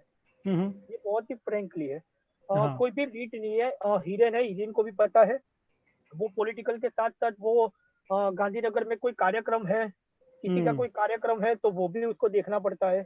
हाँ। और ट्रैफिक जाम हुआ तो वो भी अगर उसको करना पड़ता है, वो अहमदाबाद ऑफिस आता है तब वो भी उसको करना पड़ता होगा। कोई पुलिस वाले की कोई स्टोरी होगी तो वो भी उसको करनी पड़ती होगी, यानी उसके बीट के बाहर का वो काम कर रहा है अभी। मल्टीटास्कर बनना ही पड़ता है। यस, बिल्कुल बिल्कुल। अभी जो सिनेरियो चल रहा है उसमें बीट जैसा कुछ नहीं है। ये बीट तो है ही, लेकिन उसकी आपको सिर्फ जवाबदारी दी गई है कि हाँ, आपके उसके अलावा बीट जो में। भी दिया जाए सब उठा के भागना है। Yes yes yes yes. अगर हमारे साथ के कोई बीट के रिपोर्टर नहीं है तो वहां पे भी हमको जाना पड़ता है। आज का ही एग्जांपल मैं दे रहा हूँ। एनसीपी नेता आज वो प्रमुख बन रहे हो और वो फॉर्म भरने वाले थे, तो उसमें मेरे को भेजा अच्छा। ताकि ये क्राइम में नहीं आता है। नहीं आता। जिनकी शुरुआत पॉलिटिकल रिपोर्टिंग से हुई। हाँ। तो ये सब स्टूडेंट को मैं कहना चाहूंगा कि अगर आपका रस का विषय है तो वो बहुत ही अच्छा है कि आपको किसी पर्टिकुलर बीट में आपको इंटरेस्ट है, लेकिन ये मान के न चले कि आपको वही काम फ्यूचर दिया में जाएगा। मिलेगा। वाह, सही बात है। अच्छा देवांशी, मैं आपके पास आना चाहूँगा। देवांशी, जब डिबेट करते हैं, लाइव डिबेट करते हैं चैनल पर, तो बड़े बड़े नेताओं और सामाजिक लीडरों के छक्के छूट जाते हैं। हमने भी देखा है लाइव में। देवांशी बहुत तीखा रिपोर्ट एंकरिंग करते हैं, बहुत तीखी रिपोर्टिंग होती है आपकी। क्या आपके साथ ऐसा हुआ है कि एंकरिंग करने के बाद आपको थ्रेट मिली हो, धमकियां दी गई हो? ऐसे इंसिडेंट आपके साथ हुए हैं? और इस चीज़ों को आप किस तरह से हैंडल करते हैं? क्योंकि स्पेशली जब आप ऐसे सामाजिक लीडर्स के साथ डिबेट करते हैं जिनके फॉलोअर्स ब्लाइंड होते हैं और थ्रेट्स क्रिएट होने के चांसेस होते हैं, तो वहां पर कैसे डील करते हैं आप? और आप जवाब दें उससे पहले मैं बता दूं, हमारे बहुत सारे विद्यार्थी जुड़े हैं जो हमसे हम्म सवाल करना चाहते हैं, तो हम्म आपके जवाब के बाद विद्यार्थियों के साथ जाएंगे और उनके भी प्रश्न पूछेंगे। हाँ देवांशी। सबके दिमाग में वैसे यही रहता है कि ज्यादातर डिबेट्स में जो प्रवक्ता आते हैं वो प्रोफेशनल होते हैं, वो समझते हैं कि सवाल पूछना मेरा काम है और मैं पूछूंगी। पहले जब शुरू किया था तो मैंने जो महसूस किया कि आदत नहीं थी प्रवक्ताओं को सवाल सुनने की, ज्यादा इतनी ज्यादा तारीफ सुनने की आदत पड़ गई है उनको कि सवाल सुना ही नहीं देते और वो एक्सेप्ट ही नहीं कर पाते कि हमसे भी कोई सवाल कर सकता है। तो अब धीरे धीरे क्या हुआ कि सवाल तो हमने पूछे, उसके बाद क्रिटिसाइजेशन बहुत होता है, कोई क्रिटिसाइज करता है, कभी कोई बोलता है कि इसको ये अच्छा नहीं लगा। फिर इलेक्शन के टाइम पे 2019 में मैंने बहुत सुना, बहुत सारे लोग आते थे, नेता लोग बोलते थे कि आपकी नौकरी चली जाएगी अगर आपने ऐसा किया तो मैंने बोला क्या करेंगे ऐसी नौकरी का जिसमें जर्नलिज्म ही नहीं करने को मिलता। तो ऐसे वैसे मुझे भरोसा था कि ऐसे कभी नौकरी नहीं जाती, जाती भी है लेकिन नहीं जाती वैसे। ये बहुत ठीक है, इसकी बाद में चर्चा करेंगे हम लोग, क्लासरूम में बताएंगे इसके बारे में। हाँ डेफिनेटली। लेकिन जब थ्रेट्स से ज्यादा हमें क्रिटिसाइजेशन का भोग बनना पड़ता है, और अभी तो सोशल मीडिया का जमाना है, तो हम देखते हैं कि ब्लाइंड फॉलोअर्स हमारे देश में वैसे भी नागरिक तो कम होते जा रहे हैं अभी तो, या तो फिर भाजपा के लोग होंगे या कांग्रेस के या फिर किसी और के या किसी धर्म के या किसी जाति के, ऐसे ही होते हैं लोग। देश में नागरिक तो है नहीं, इसीलिए लोग बहुत ज्यादा उनके नेता जितने आहत नहीं होते उतने ज्यादा उनके भक्त आहत हो जाते हैं और वो आ जाते हैं फिर सवाल करने के लिए, और ऐसे ऐसे सवाल करते हैं जिसका कोई मीनिंग ही नहीं होता। आजकल कैसे सवाल होने लगे सर कि जैसे कि आपने उस वक्त की सरकार से ये सवाल क्यों नहीं किया, अब दिल्ली में ये हो रहा था तब आप क्यों नहीं बोल रहे थे, अरे आप केजरीवाल को नहीं पूछते, अरे आपको योगी नहीं दिखता, अरे आपको ये नहीं दिखता, अरे सामने जो दिखता है वो पूछते हैं। अभी जैसे मैं गुजरात में रहकर बात करती हूँ, लोग बोलते हैं आपने नहीं देखा पाकिस्तान में क्या हो रहा है, अरे आपने नहीं देखा फ्रांस में ऐसी सिचुएशन है, आपको नहीं पता अमेरिका में ट्रम्प कितना खराब करता है, अरे क्या वहां खराब होता है तो यहाँ पर भी खराब होना चाहिए। तो ये बहुत कंफ्यूजन है हमारे लोगों में कि आप करना क्या चाहते हो। दूसरा कि आप उनको जब एक जवाब देते हो तो फिर वो सवाल पूरा बदल देते, पलट देते हैं सवाल। जब आप उनको फैक्चुअल इंफॉर्मेशन देते हो कि इसमें ऐसा है ऐसा है ऐसा लगा मुझे, इसलिए मैंने पूछा, तो फिर उनका सवाल बदल जाता है। पर फिर धीरे धीरे ये आसान हो जाता है क्योंकि आप फिर समझ जाते हो कि ये जो लोग आपसे सवाल करते हैं उनका काम ही ऐसा है, वो आते हैं सोशल मीडिया पे कमेंट करके चले जाते हैं, फिर घर पर जाकर सो जाते हैं, उनको कोई फर्क नहीं पड़ता। फर्क आपको भी नहीं पड़ना चाहिए, आप बहुत क्लियर होने चाहिए कि आपको पता है ना आपने सही किया, तो बस बहुत है वो।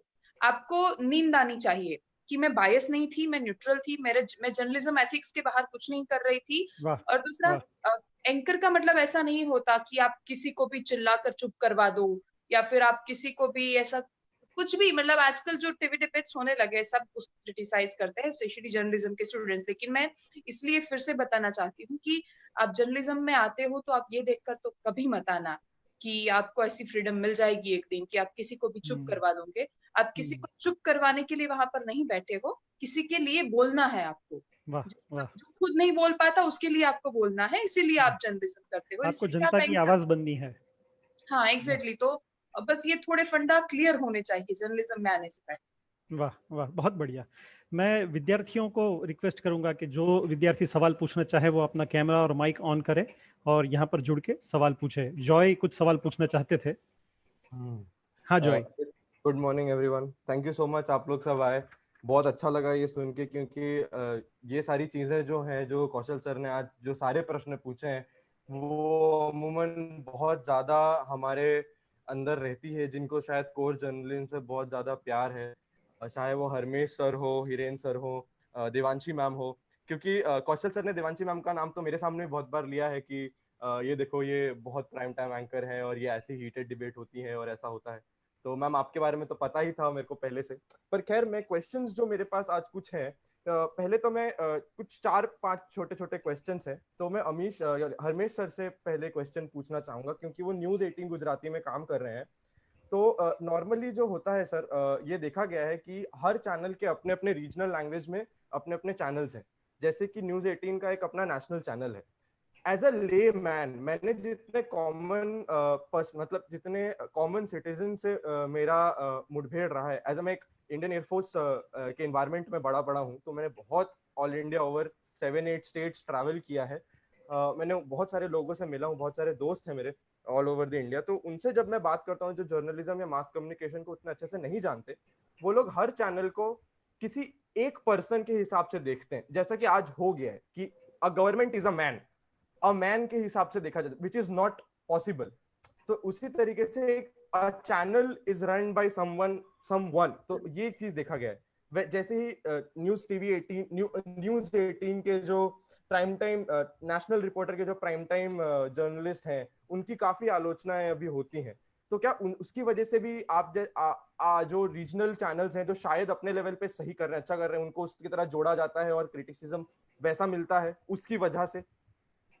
और दूसरा क्वेश्चन जो है मुझे देवांशी मैम से पूछना था कि आप जैसे प्राइम टाइम एंकरिंग करते हैं, तो आपने तो पहले ही बताया कि वो जो आपके सामने, जो आपके साथ इंटरव्यूई आते हैं या जिनके साथ डिबेट कंडक्ट करते हैं, उन लोगों को तारीफ सुनने की आदत हो गई, जो हम लोग आजकल डिबेट देखते हैं वो सुनने में आता है, और हम लोग को पता ही चल जाता है कि वो क्वेश्चन नहीं सुनना चाहते या वो क्वेश्चन का जवाब नहीं देना चाहते। मोर ओवर आजकल तो जर्नलिस्ट ये भी बोल देते हैं कि आपको रिस्पॉन्ड करना है तो कीजिए वरना रहने दीजिए, जो हालांकि मुझे नहीं लगता सही। पर खैर, तो आपसे मुझे पूछना था कि आप पे एडिटोरियल प्रेशर कितना रहता है कि ये सवाल पूछने हैं, ये सवाल नहीं पूछने हैं, इस सवाल को कैसे पूछना है? तो क्योंकि हमने ये भी देखा है कि हर जो भी चैनल है या फिर कोई भी न्यूज एजेंसी है, उसका एक आइडियोलॉजी बेस पे तो चलता ही है, और ये हम सब मानना चाहेंगे और मानते हैं, कहीं ना कहीं एक शायद एक पॉलिटिकल आइडियोलॉजी या कोई अपनी आइडियोलॉजी लेके वो लोग चलते हैं, और उनकी सेंटेंस फॉर्मेशन हो जाए या नरेटिव हो, वो उस तरीके का रहता है। तो आप किस तरीके से अपनी पर्सनल आइडियोलॉजी या फिर अपनी पर्सनल चीज को लेके आप अपनी चैनल के साथ कोलैबोरेट करके अपने डिबेट शोज कंडक्ट करवाते हैं? और थर्ड क्वेश्चन मेरा जो हिरेन सर से है, क्योंकि सर पॉलिटिकल बिट में आप काफी अभी कर रहे हैं और आपका बड़े लोगों के साथ उठना बैठना या फिर आप जैसे कह रहे हैं सोर्सेस के साथ भी रहता है, तो आप पे भी कितना प्रेशर रहता होगा कि क्योंकि आप मान लीजिए आपका कोई सोर्स है जो शायद काफी उच्च प्रवक्ता है या फिर कोई ऐसी जगह है, तो वो लोग बोलते होंगे कि ये न्यूज ऐसे ये न्यूज ऐसी आनी चाहिए, ये न्यूज ऐसी आनी चाहिए, और आपको शायद वो भी रहता होगा कि अगर मैंने ये न्यूज सही तरीके से रिपोर्ट करी तो शायद मेरा ये सोर्स वापस रहेगा नहीं, ये सोर्स मेरा चला जाएगा, तो इसको कैसे करना है? तो ये मुझे एक सवाल आप तीनों से पूछने थे। और चौथा क्वेश्चन मैं आप तीनों से ही पूछना चाहूंगा, क्योंकि हम लोगों को दिखता है कि आप लोग नॉर्मली हर पॉलिटिकल या फिर सोशल, कोई भी स्पोर्ट्स, कोई भी हर बिट में, हर सेक्टर में लोडेड क्वेश्चन, लॉजिकल फैलेसीज बहुत ज्यादा होती हैं, चाहे वो अजम्पशंस बुलेटिन्स हो, लोडेड स्लिपरी स्लोप्स हो। तो उनमें आप उन लॉजिकल फैलेसीज को कैसे हैंडल करते हैं? क्योंकि जैसे कि हमने बहुत जगह देखा है कि कोई भी नेता को हम बोल देते हैं ना कि आप में फकीरी, अज्यूम कर लेते हैं कि वो फकीर है। तो ये चीज तरीके के जो लॉजिकल फैलेसीज, क्वेश्चन बिल्डिंग होती है, तो इन सारी चीजों को आप लोग कैसे हैंडल करते हैं या इन सारी चीजों को आप क्या कैसे देखते हैं sir? Okay, one by one करते हैं, हरमेश से शुरू करते हैं। यस हरमेश। देखो, ये जो बात आपने कही कि नेशनल जो हमारी चैनल है, मतलब कि जो दिल्ली की जो चैनल है और इधर रीजनल जो चैनल है, उसमें उसकी वजह से या फिर उसके रिपोर्टर्स या फिर उसके एंकर्स के जरिए हमको भी क्रिटिसाइज किया जाता है, तो अच्छा है ना। हमको सभी तरीके से कुछ ना कुछ सीखना है। ये जो फील्ड है उसमें सिर्फ और सिर्फ सीखने की ही बात है। हर रोज कुछ नया सीखने को मिलता है। लोगों का काम है बोलना, तो बोलने दो, और उसमें से हमको क्या सुनना है और क्या सीखना है वो हमारा रिव्यू होना चाहिए। यानी मैं यही कहूंगा कि कोई क्रिटिसाइज करता है तो वो उसको पॉजिटिवली लेना चाहिए और उसमें से हम क्या अच्छे से अच्छा लोगों को दे सकते हैं वो हमको सोचना चाहिए। ये एक ही लाइन का मेरा जवाब होगा। वाह, बहुत बढ़िया। हाँ देवांशी। एडिटोरियल प्रेशर हमेशा रहता है, झूठ नहीं बताऊंगी मैं, क्योंकि हमेशा जब हम जाते हैं ना डिस्कशन के लिए तो एक लाइन तय करनी होती है कि हम क्या सवाल करेंगे। कोई भी एक घटना होती है तो उसके बहुत सारे एंगल होते हैं किसी भी स्टोरी के, तो हम कौन सा सवाल करना चाहते हैं, हमारा कौन सा एंगल है। तो उसमें हमेशा एडिटोरियल प्रेशर रहता ही है। वो लोग हमें बताते हैं कि एक काम करना, आज है ना, इनको ज्यादा मत बोलना, छोड़ देना, मतलब माइल्ड रहकर करना, ये सवाल ऐसा मत करना, देखो गवर्नमेंट इतना तो ट्राई कर रही है, अब इसमें क्या हो सकता है। लेकिन आप आर्ग्यूमेंट कर सकते हो उनसे, और आप आर्ग्यू कब कर सकते हो कि जब आपके पास एक सॉलिड कोई बात है आपको आपकी कहने के लिए, आप उनको कन्विंस कर सकते हो। और दूसरा, फिर आखिर में आपको इतना सोचना पड़ेगा कि जॉब देखो सबको प्यारी होती है, मुझे भी प्यारी है, पैसे मिलते हैं, सैलरी अच्छी मिलती है तो अच्छा लगता है, उसी से घर चलता है। लेकिन हम एथिक्स को साइड पे रखकर नहीं कमा सकते पैसे ज्यादा। और दूसरा कि सब कुछ कर लेंगे, लेकिन हाँ कभी कभी हम, ऐसा होता है जैसे इलेक्शन के टाइम पे सब कॉम्प्रोमाइज करते हैं। यहाँ पर जितने भी जर्नलिस्ट है सबको पता है, सबकी चैनल्स में कुछ ना कुछ प्रेशर्स आते हैं। दूसरा, आइडियोलॉजिकल नहीं आते प्रेशर्स। सारी चैनल जो आज इस साइड खड़ी है, कल और पार्टी की सत्ता आएगी तो उस साइड खड़ी हो जाएगी। ये चैनल्स का वो सिर्फ आइडियोलॉजी के लिए अगर चैनल काम करती तो शायद थोड़ा भी अच्छा होता। चैनल्स तो पैसों के लिए काम करती है। तो आज पैसा और टीआरपी, उसके अलावा नहीं दिखता किसी को। खबरें इसलिए नहीं चलती कि लोगों के लिए जरूरी है एक खबर, खबरें इसलिए चलती है क्योंकि लोग इसको ज्यादा देखेंगे, और देखेंगे, ज्यादा देखते सनसनी हैं है। तो कुछ भी चला देते हैं। और कुछ भी चलता है हमारी चैनलों में, गुजराती से लेकर नेशनल में, और कुछ भी चलता है। उन सारे इस 24 घंटों में से अगर आपको आधा घंटा अपना अच्छा करना है ना, तो आपको लड़ना पड़ेगा। और लड़ना सिर्फ आपके अस्तित्व के लिए नहीं है, आपको लड़ना जर्नलिज्म के अस्तित्व के लिए है। क्योंकि अगर नहीं बचेगा जर्नलिज्म तो शायद, आज जब पुलिस को देखते हैं ना लोग, तो भरोसा नहीं करते। पत्रकार भी उसी दौर में जा रहा है, पत्रकारों पे भरोसा नहीं करते ज्यादा लोग, पत्रकार गालियां खाते हैं। और जो हरमेश भाई का जवाब है ना, वो भी मैं थोड़ा सा देना चाहूंगी कि न्यूज 18 में अगर ऊपर से अमीश देवगन कुछ करता है ना, तो उसकी गाली न्यूज 18 की आंख पत्रकार को पड़ती है। उसको नहीं पता होता कि क्या होने वाला है, वो कुछ नहीं जानता कि अमीश देवगन का ऊपर से उसने क्या किया है, कुछ नहीं किया है। अगर आज तक में वहां पे रोहित सरदाना की किसी को डिबेट अच्छी नहीं लगी ना, तो यहाँ के रिपोर्टर को सुनना पड़ेगा कि आप तो रोहित सरदाना वाले हो, और सबसे ज्यादा तो मैंने नाम रिपब्लिक नहीं वालों लिया पे था गालियां मैम। पड़ी। मैंने तो नाम नहीं लिया था, आपने ले लिया। मतलब एग्जाम्पल्स दे रही थी मैं, ऐसा कि ऐसा होता है। हाँ, ये यस मतलब मैम। नेशनल लेवल पर जो भी एंकर्स हैं, सबके रीजनल जो ब्यूरो चलते हैं या ऑफिसेस चलती हैं, रिपोर्टर्स होते हैं, सबके साथ क्योंकि नेशनल एक बड़ा चेहरा होता है तो हमेशा से उसका चेहरा यहाँ पर जोड़ा जाता है और उसी हिसाब से बात होती है, तो नेशनल के इम्पैक्ट डेफिनेटली यहाँ पर पड़ेंगे। देवांशी, एक इसमें से मुझे एक और चीज भी याद आ रही है कि कभी आपके साथ ऐसा हुआ है क्या, किसी ने ऐसा बोल दिया हो कि अगर देवांशी एंकरिंग कर रही है तो हम डिबेट में नहीं आएंगे, आएंगे नहीं, नहीं आएंगे, ऐसा हुआ है क्या कभी? ऐसा तो बहुत बार होता है एक्चुअली। बहुत सारे प्रवक्ता टालते हैं मुझे कि अरे यार यार ये तो नहीं आएंगे हम आज, क्योंकि क्या होता है। या फिर एक अच्छी बात जो हुई थोड़े समय के बाद, मैंने जो महसूस किया कि अब क्या होता है पता है, अब जब प्रवक्ता आते हैं ना, तो जैसे हम 2 या 12 1 बजे या 2 बजे तक फोन करते हैं उनको कि आपको डिबेट के लिए आना आता है, तो वो पूछते हैं कि एंकर कौन है, देवांशी होगी? बोलता है देवांशी। तो पहले क्या होता है, पहले मना करते हैं, फिर क्या होता है कि अगर सब मना करेंगे तो कौन जाएगा, तो अब फिर वो पढ़कर आते, अब वो तैयारियों के साथ आते। पहले क्या होता था, मुंह उठा के चले आते थे, कुछ भी बोल के चले जाते थे। हाँ, फिर क्या, क्योंकि क्या होता था कि सवाल ऐसे होते कि आप क्या मानते हो, आपका क्या कहना है, अच्छा आपका ये कहना है तो इनका ये कहना है, आप बताइए, आप इन दोनों ने ये कहा, आप क्या कहेंगे। तो उसमें ओपिनियन थोड़ी ना लेना है डिबेट्स में, डिबेट्स में तो सवाल पूछने होते हैं, डिबेट का क्या मतलब हुआ। तो इसलिए जब ऐसे सवाल करते हैं तो बहुत सारे लोग पहले टालते थे, फिर कब तक टालेंगे और कब तक ऐसा होगा। या फिर देखिए, कुछ ना कुछ तो होना है, या तो आपको चैनल बंद कर देगा प्रोजेक्ट करना, या फिर वो लोग नहीं आएंगे, तो जो होगा देखा जाएगा। जब तक है तब तक तो सवाल कर लेते हैं। बहुत बढ़िया। मैं हिरेन के पास आऊंगा। हिरेन, आपका जवाब। आपका माइक म्यूट है। हाँ जी, अब फिर से आप बताइए। किसी को भी मिलते हैं तो ये बड़ा है, ये छोटा है, वो हमारे जर्नलिस्ट के लिए सब एक ही जैसे होते हैं। मैं आज भी सीएम, डेप्यूटी सीएम या मिनिस्टर को ज्यादा कर सर करके नहीं बुलाता हूँ, भाई कह के बुलाना होता है। वो सर उनकी गवर्नमेंट के लिए है, उनके ऑर्गेनाइजेशन के लिए है या ऑफिसर के लिए है। हमारे लिए सब एक ही है, हमारे लिए सर नहीं होते हैं। हम पत्रकार हैं, तो हमारे लिए सर नहीं बनाना। बात न्यूज की है और सोर्स की है, तो कैसे करते हैं या कैसे लिखते हैं, सोर्स का सबसे पहले ध्यान रखना होता है न्यूज ब्रेक करने से पहले। जैसे कि सैटरडे को मैं सचिवालय में एंटर हो रहा था और सचिवालय के गेट नंबर 1 से मुझे बुलेट प्रूफ जैकेट में पुलिस वाले बंदे दिखे और सबके पास में हथियार थे।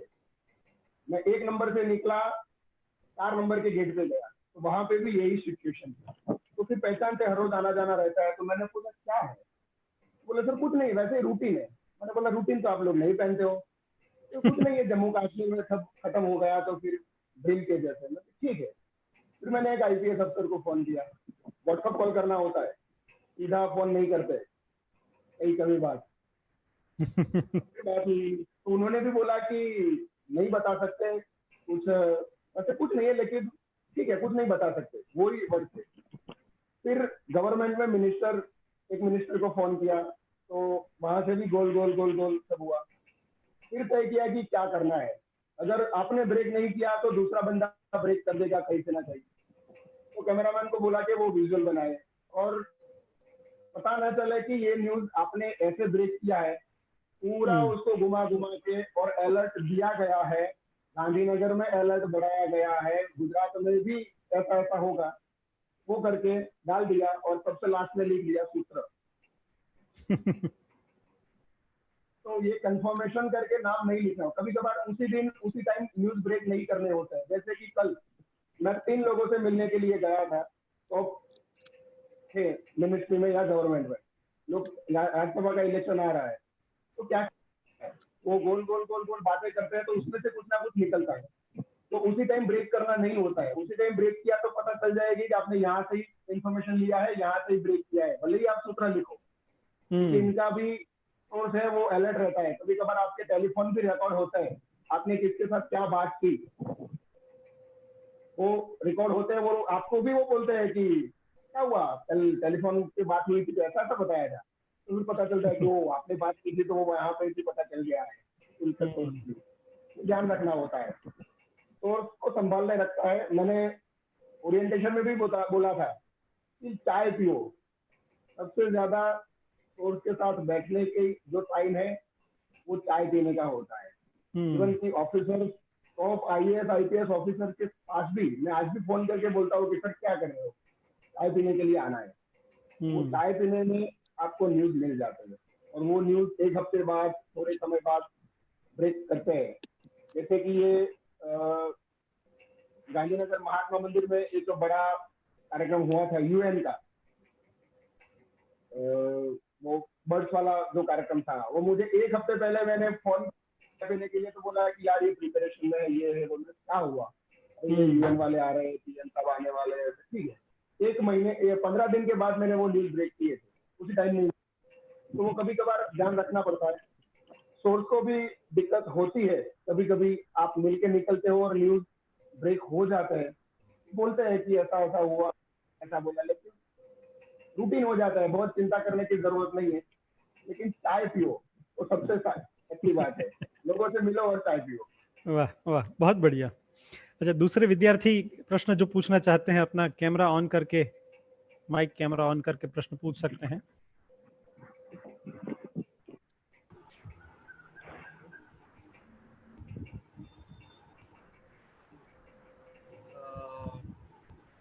हाय, हाँ, मेरा नाम नीरव कुपलानी है। मेरा क्वेश्चन जो है ये हिरन भाई से है। मेरे को जस्ट ये पूछना था, जैसे आप पॉलिटिकल बीट कवर करते हो और आप मतलब गांधीनगर में ही ज़्यादातर रहते हो, और वहाँ पे पूरा जो सचिवालय है और सब आपके सारे सोर्सेज भी मतलब मेनली तो वहीं से ही आते हैं। कई बार ऐसा होता है कि वहाँ पे पीआर हर एक मिनिस्टर्स की और जो भी बड़े बड़े एडमिनिस्ट्रेशन से वहाँ पे ऑफिस है, उनकी खुद की पीआर टीम रहती है। मतलब आपका उनके साथ भी रोज उठना बैठना तो रहता होगा, और उसमें आपको आपकी ही बेच वाले, आपकी सेम इंस्टीट्यूट वाले या किसी और जगह से भी, बट जो आपके साथ कभी पढ़े हो या कभी जुड़े हो, वो लोग आपको एज ए पीआर में उसमें मिल जाते होंगे। समझ लीजिए ऐसे टाइम पे अगर कोई कुछ ऊपर नीचे हो गया, उनको खुद को डिफेंड करना है, क्योंकि वो पीआर में वहाँ पे वो अपनी जॉब कर रहे हैं और आपको जो है अपनी उनसे माहिक मतलब इन्फॉर्मेशन निकलवानी है। है। हाँ, तो ऐसे टाइम पे जब आप इंटरेक्ट करते हैं तो कैसा होता है, मतलब प्रोफेशनल रहता है, थोड़ा पर्सनल भी रहता है, और फिर आपको उनको भी बचाना, आपको खुद को भी करना है, तो ऐसे टाइम पे थोड़ा कैसे रहता है? वो थोड़ा एक हटके सवाल है, बट फिर भी जानने का इच्छा इसलिए पूछ लिया। Thank you. पूरा पूरा प्रोफेशनल रहना होता है। आपने स्टूडेंट की बात की है, स्टूडेंट तो है ही, बहुत सारे मेरे जान पहचान वाले भी है, बहुत सारे परिचित भी है, क्योंकि मैं गांधीनगर में रह के पढ़ा हुआ हूँ 3 साल। तो मेरे साथ मैं घूमता था, जहाँ रहता था, वो आज चीफ मिनिस्टर ऑफिस में भी है, कोई डीजी ऑफिस में भी है, लेकिन पूरा प्रोफेशनल। मुंह पे बताना होता है कि मुझे ये न्यूज के लिए चाहिए, आप मुझे बोल सकते हैं तो आप मुझे बोलो, नहीं बोल सकते तो कोई दिक्कत नहीं है, मुझे बुरा नहीं लगेगा। न्यूज के बारे में पूरा प्रोफेशनल। मेरे पापा ने बताया तो भी मैं नहीं मानूंगा। जहां प्रोफेशनलिज्म होता है न्यूज के लिए, वहां प्रोफेशनलिज्म ही होना चाहिए, कोई रिश्तेदार नहीं होता है। देवांशी को पता है।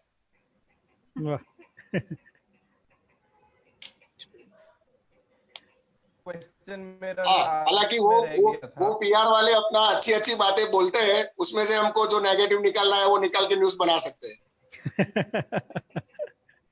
वैसा वर्सा। गुड। Yes Joy.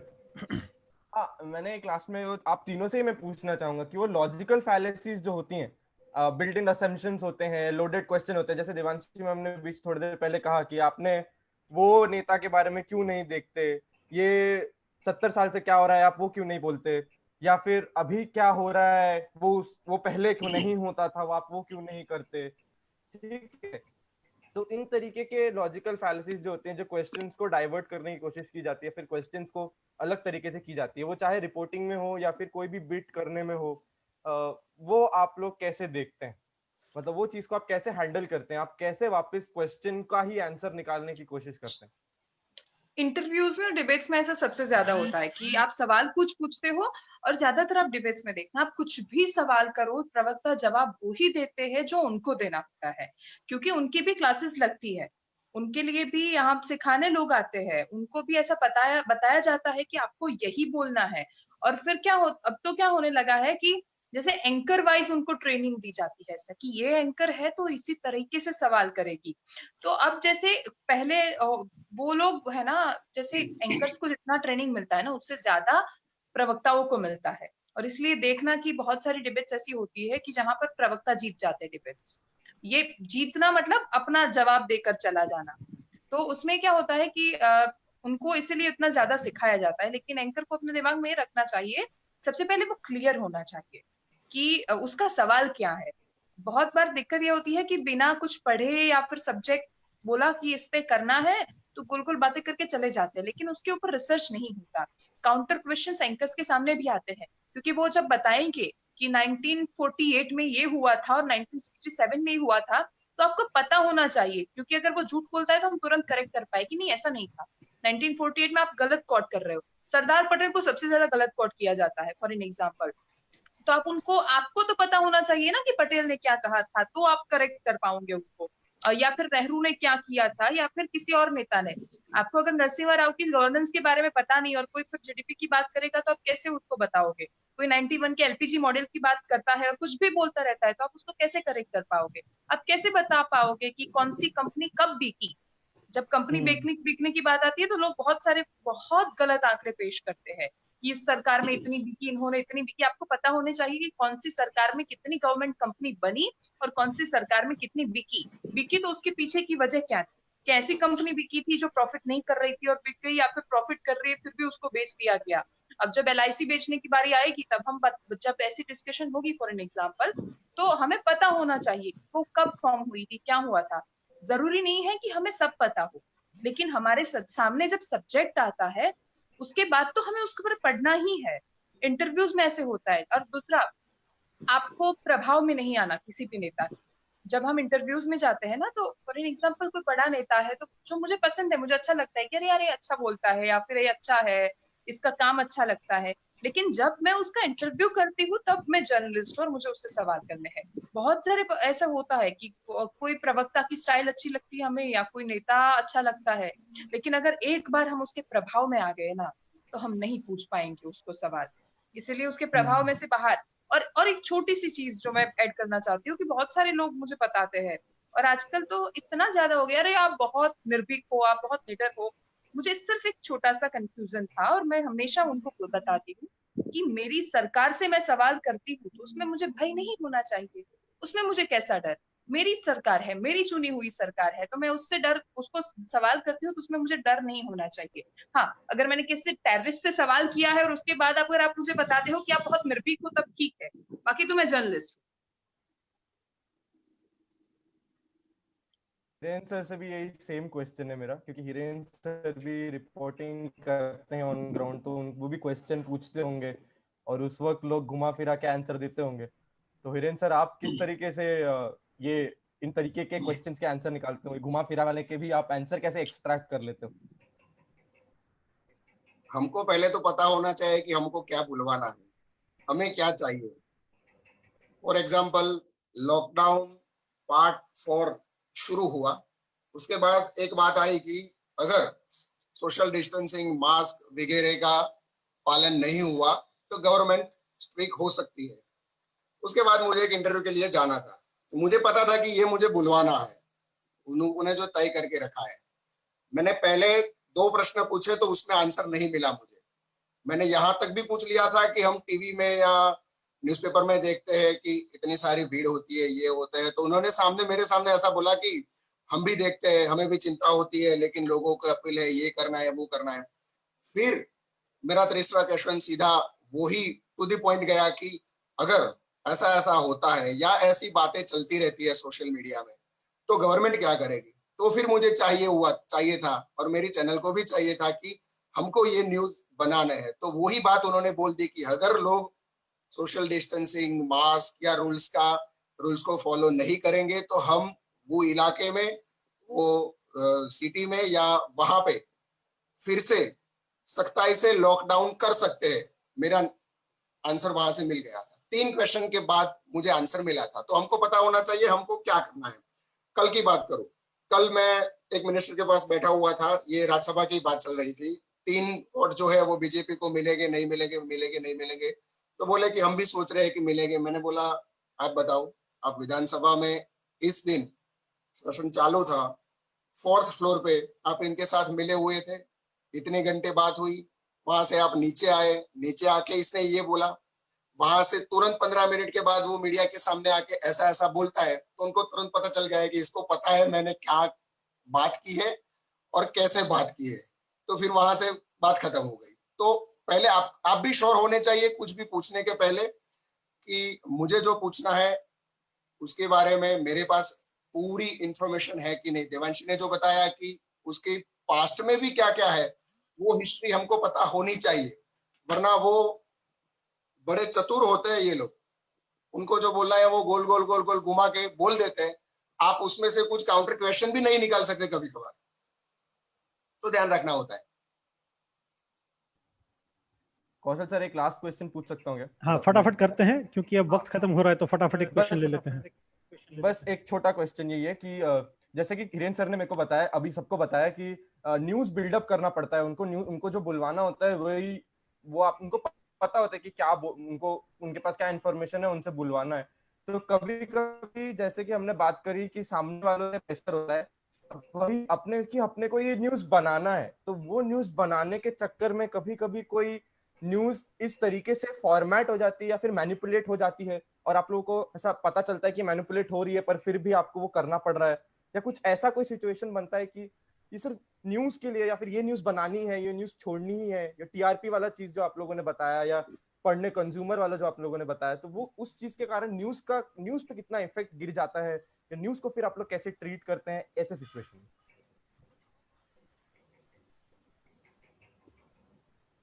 मुझे कोई बोलना भी है, आप में से कोई भी जवाब दे सकते हैं। कोई भी जवाब दे सकता है। Harmesh sir, Devanshi ma'am, Hiren sir. Hiren जवाब आपसे, तू बना अच्छे न्यूज, तू आप जवाब।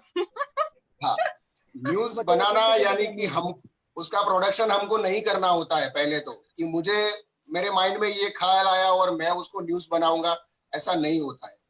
उसके आगे पीछे देखना होता है क्या होता है, उसकी पॉसिबिलिटीज क्या है, उसके बाद वो न्यूज थोड़े बहुत बाहर आते हैं। उसके बाद 3, 4, 5, 10 जगह पे कंफर्म करना होता है, आपको वेट भी करना पड़ता है कभी कभी कि इसमें क्या पॉसिबिलिटीज है, क्या हो सकता है, क्या नहीं हो सकता है। उसके बाद वो न्यूज टीवी पे आते हैं। न्यूज बनाना, आपने शायद, मैं ऐसा सोच रहा हूँ कि आपने जो समझा है कि न्यूज बनाना यानी कि मेरे मन में ख्याल आया और मैंने उनको पूछ लिया कि आप ऐसा ऐसा कर सकते हो, तो तुरंत वो न्यूज नहीं बनते हैं।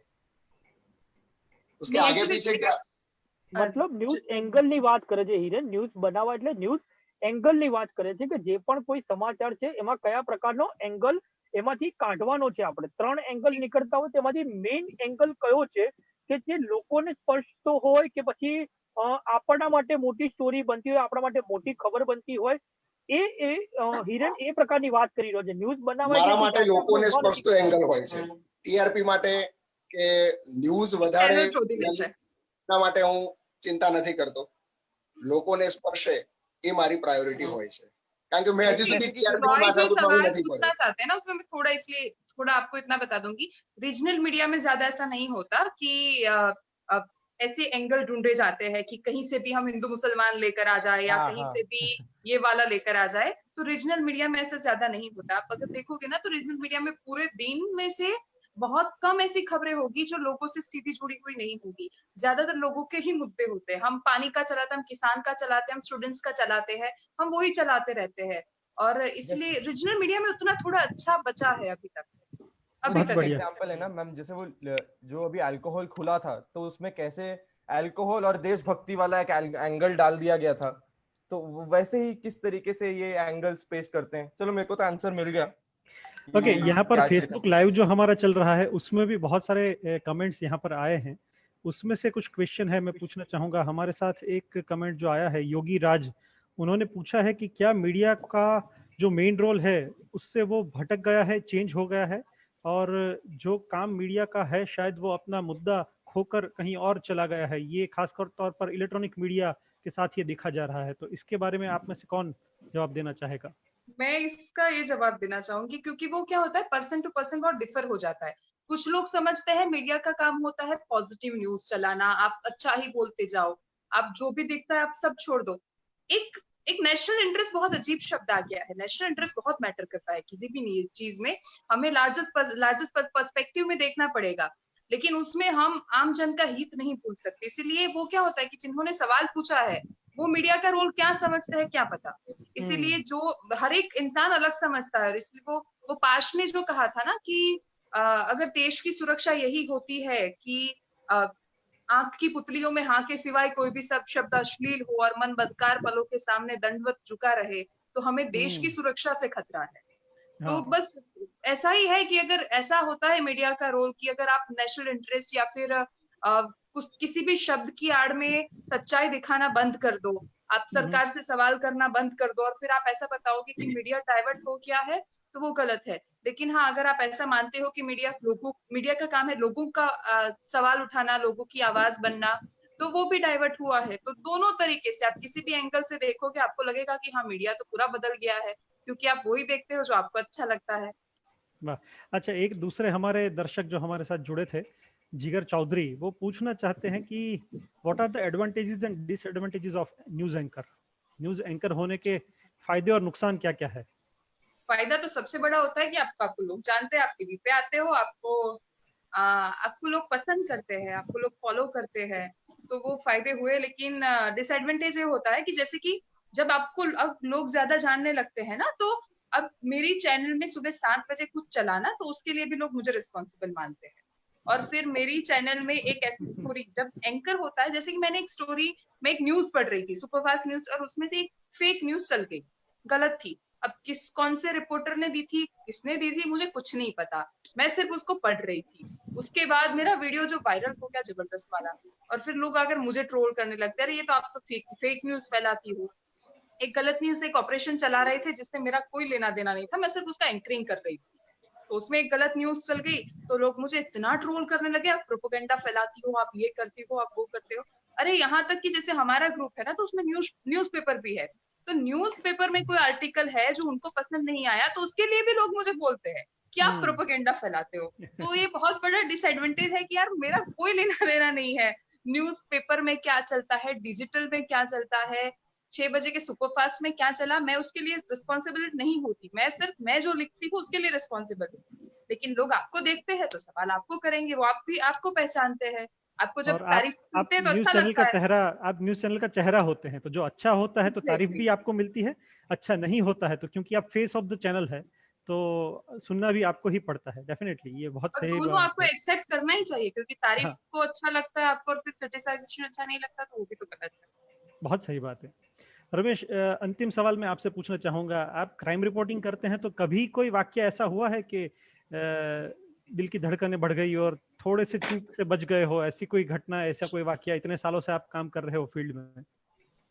बहुत बार सर ऐसा हुआ है, अच्छा। बहुत ही बार ऐसा हुआ है। खास करके अभी लॉकडाउन में ही मेरे को एक अनुभव हुआ था।